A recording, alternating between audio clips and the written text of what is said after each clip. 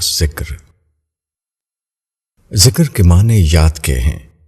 اللہ کے ذکر کا مطلب ہے اللہ کی یاد۔ یہ یاد کوئی مصنوعی چیز نہیں، وہ اللہ کی معرفت کا لازمی اور قدرتی نتیجہ ہے۔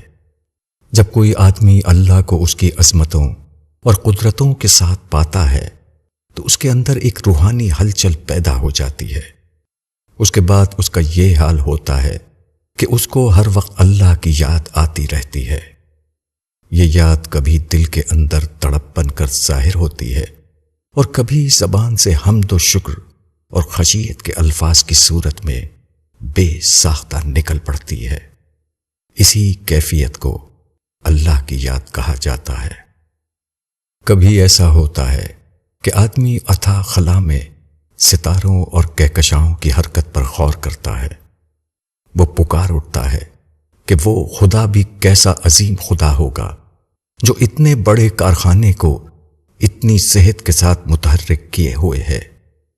کبھی وہ درختوں اور پہاڑوں اور دریاؤں کے پرکشش مناظر کو دیکھتا ہے اور ان کے حسن اور معنویت کا ادراک کر کے حیران رہ جاتا ہے۔ آدمی کو اس کے گرد و پیش کی چیزیں بار بار اللہ کی طرف متوجہ کرتی ہیں، اس کے اندر اللہ کی یاد کو جگاتی رہتی ہیں۔ اسی طرح کبھی ایسا ہوتا ہے کہ آدمی اپنی حالت پر غور کرتا ہے تو اس کو اپنی غلطیوں اور کوتاہیوں کا احساس ہوتا ہے۔ وہ بے تابانہ اپنے رب سے معافی مانگنے لگتا ہے۔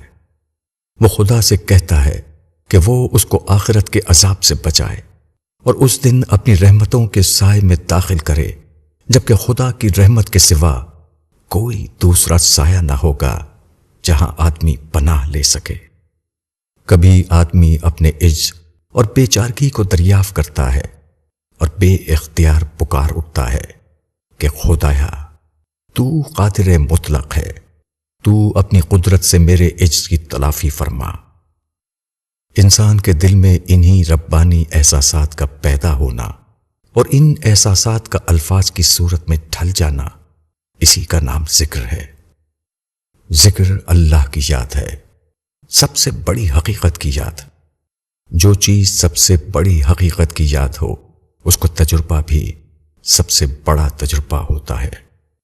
اس تجربے کا کسی کے دل پر گزرنا اتنا بڑا واقعہ ہے کہ جس کو لفظوں میں بیان کرنا ممکن نہیں۔ مولانا وحید الدین خان۔